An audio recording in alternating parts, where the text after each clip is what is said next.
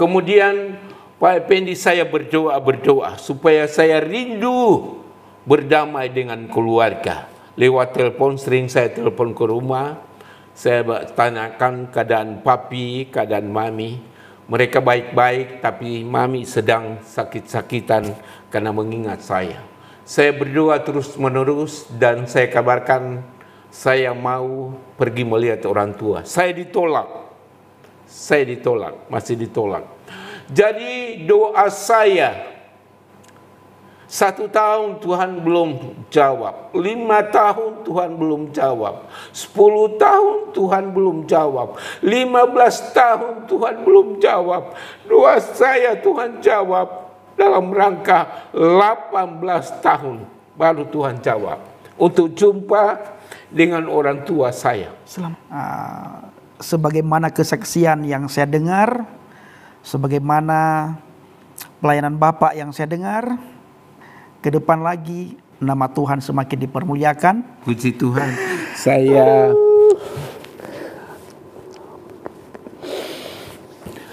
Pak Effendi, terima kasih banyak gitar. Saya terima dalam nama Yesus.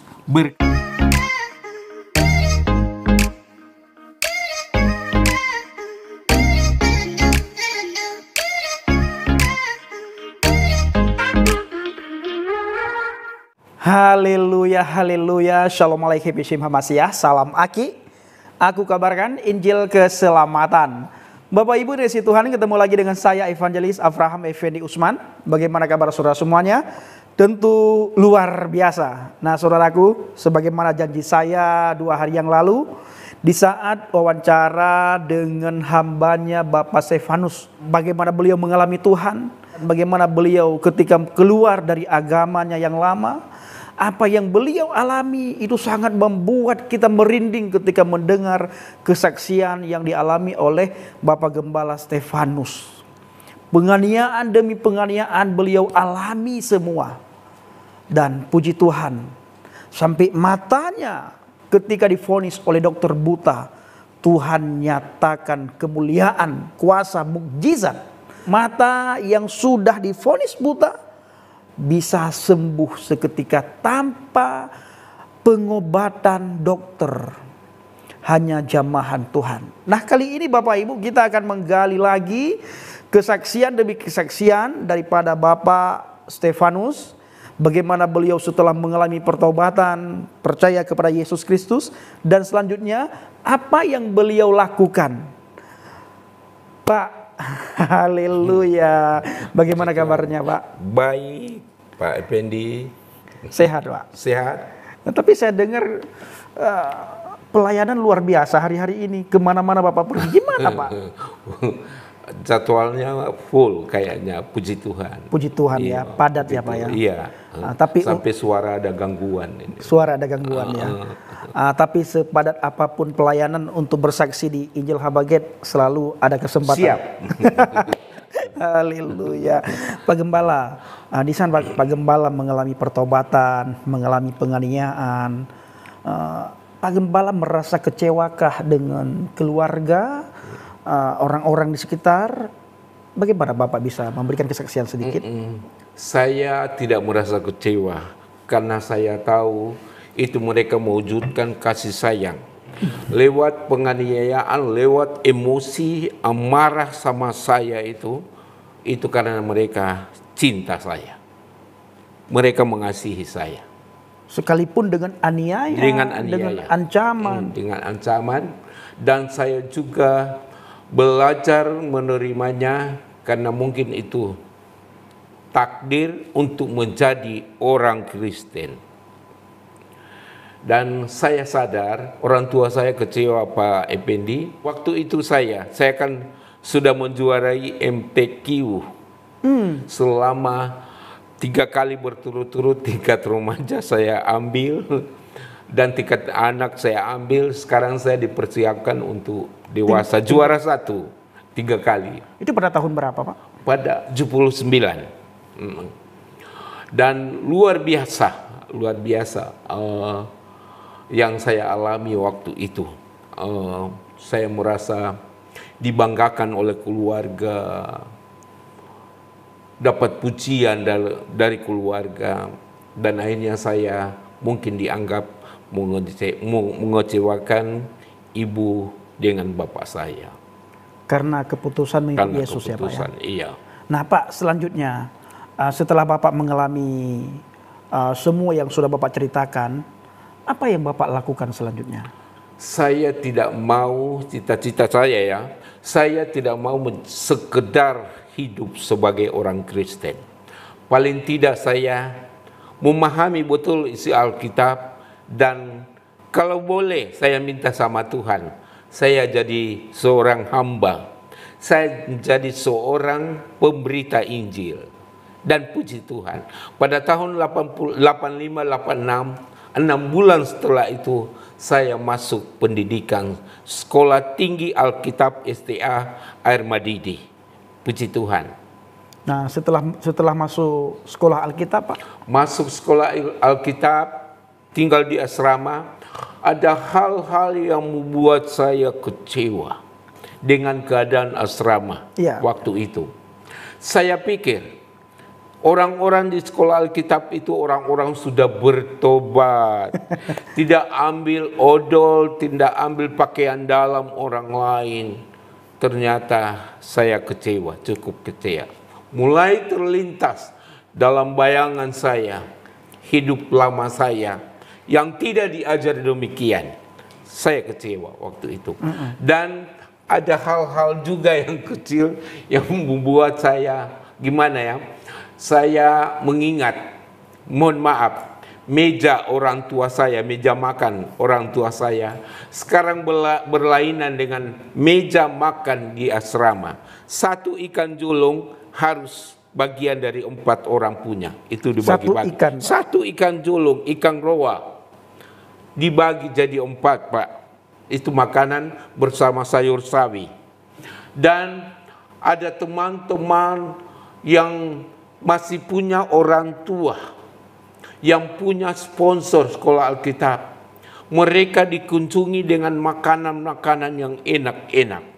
Di waktu malam mereka makan, baunya makanan itu saya hirup, tapi saya pura-pura tidur karena saya tidak diajak makan.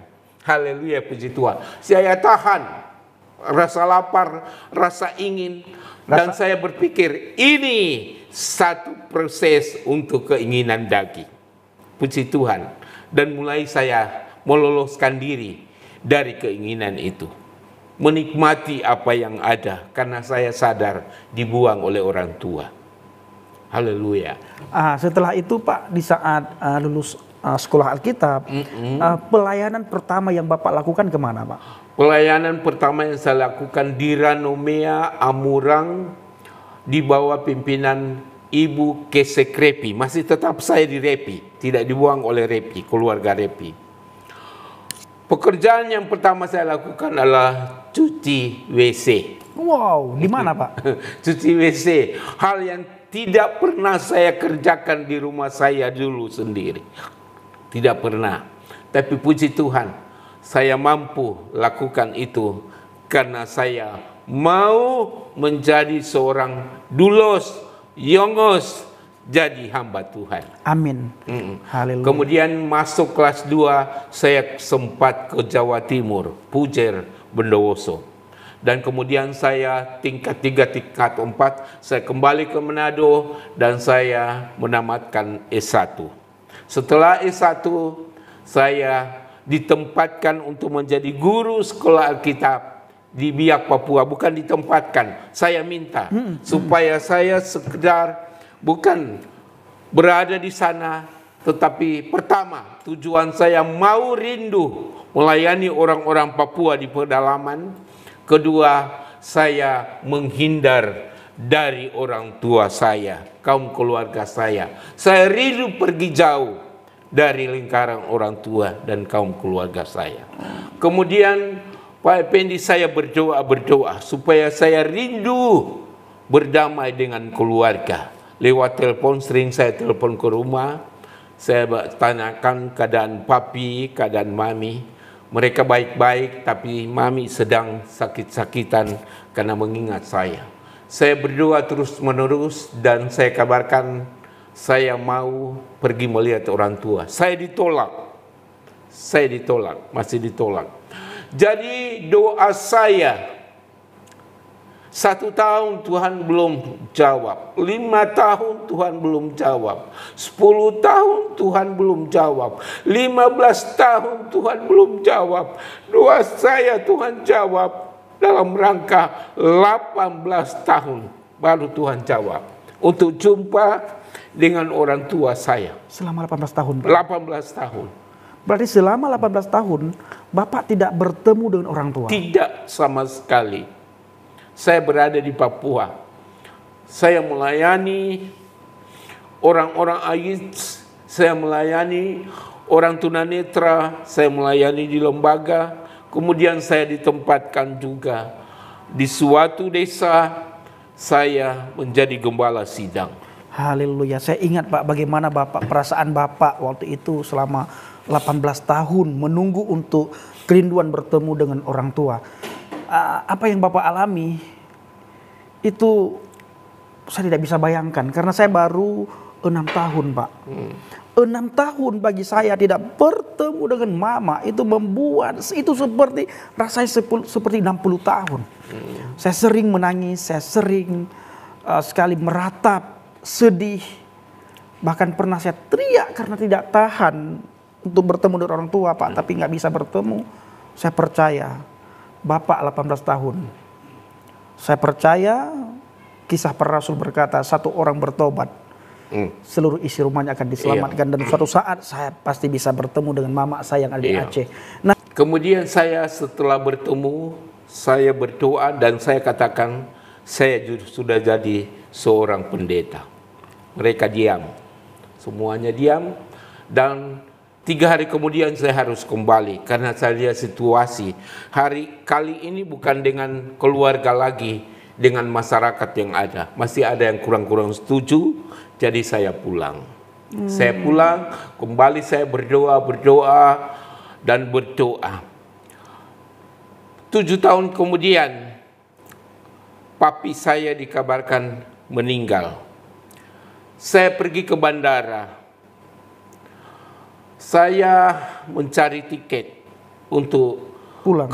Kerinduan saya ditelepon.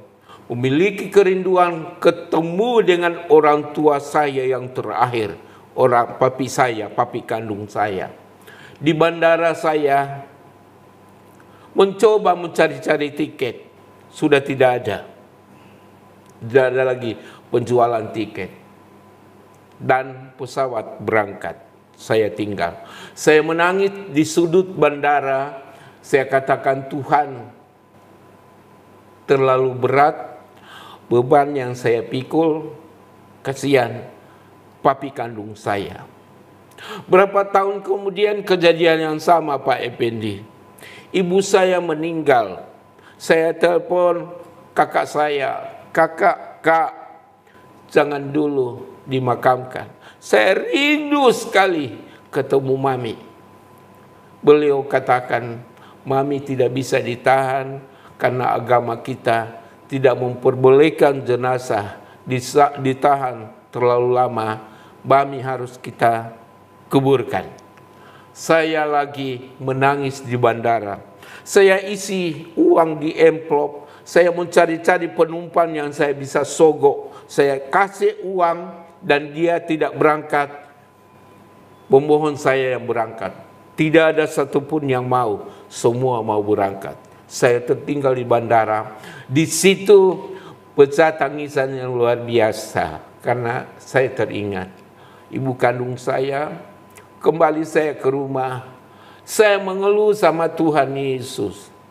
Saya katakan dalam doa, Tuhan, terlalu berat, besar harga yang saya bayar.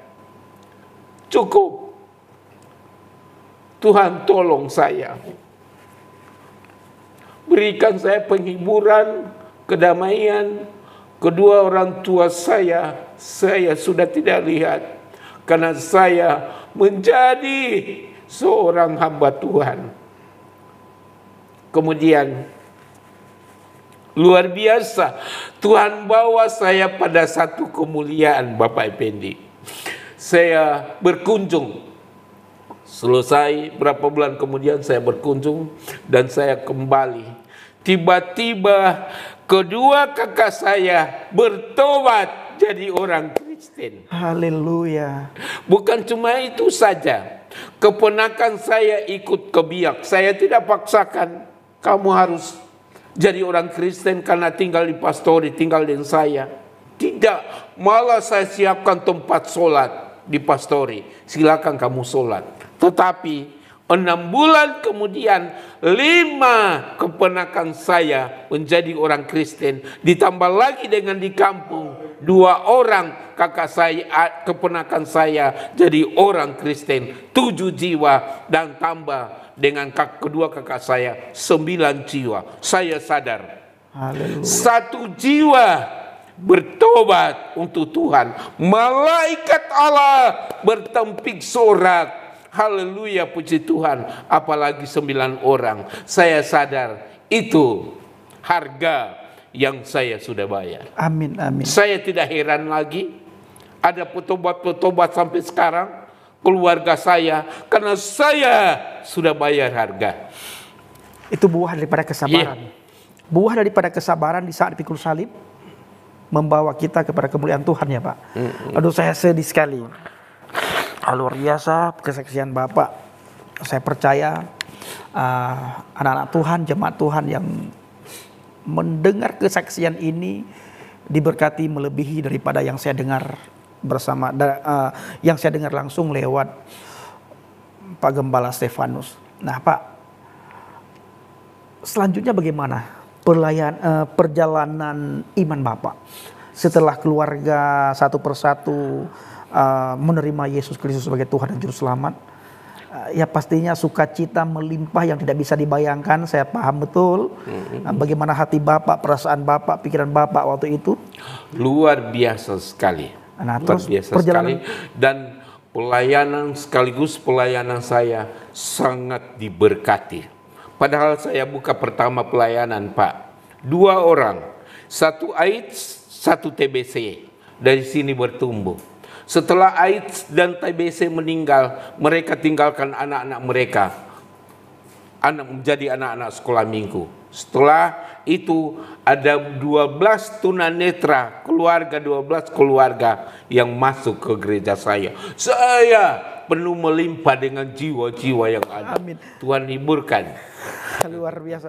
Pak Stefanus, itu yang sakit AIDS itu AIDS itu sembuh bagaimana Pak? Tidak tahu, mohon maaf ya, di Biak itu sampai sekarang masih nomor 1 AIDS, banyak AIDS ya. Tapi puji Tuhan, ada beberapa yang didoakan dalam nama Yesus, mereka jadi sembuh. Tapi ada juga yang meninggal, sudah parah begitu. Mereka meninggal karena keadaan kesehatan semakin buruk. Nah. Dan hal yang luar biasa, pelayanan saya ketiga ini pelayanan pengabdian Pak Effendi. Tunanetra, orang-orang AIDS, dan lembaga. Pelayanan pengabdian tidak dapat apa-apa. Tapi Tuhan jamin keluarga saya, istri dan anak saya, dan kami mengalami kemuliaan dan berkat Tuhan yang luar biasa. Sampai hari ini tidak pernah Tuhan tinggalkan. Haleluya. Pak Gembala, kalau boleh tahu, kenapa Pak Gembala memilih menggembalakan anak yang kena penyakit AIDS, tunanetra? Kenapa nggak pilih di perkotaan Pak?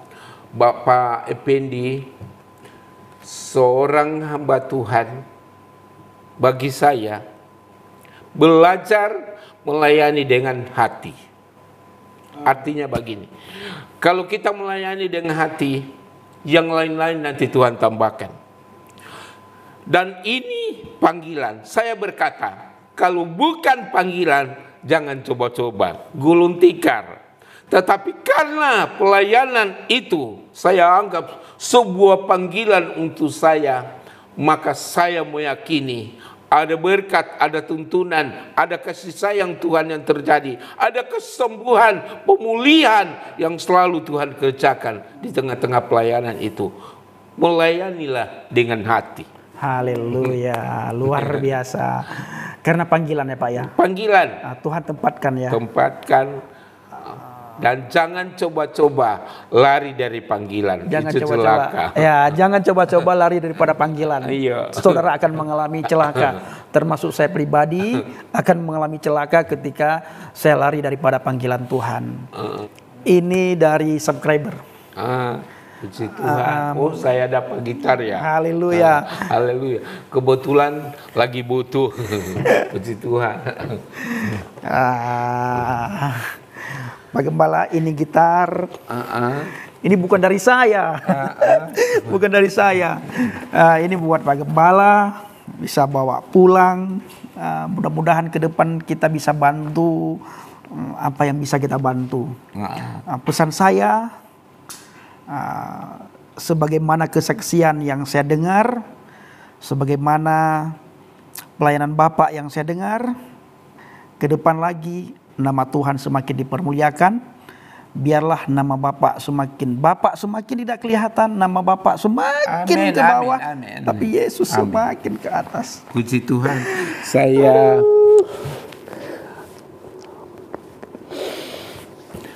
Pak Effendi, terima kasih banyak gitar. Saya terima dalam nama Yesus. Berkat Tuhan milik Bapak Effendi, keluarga, anak-anak, semua diberkati Tuhan. Amin. Sekali lagi terima kasih, Tuhan memberkati. Amin Pak.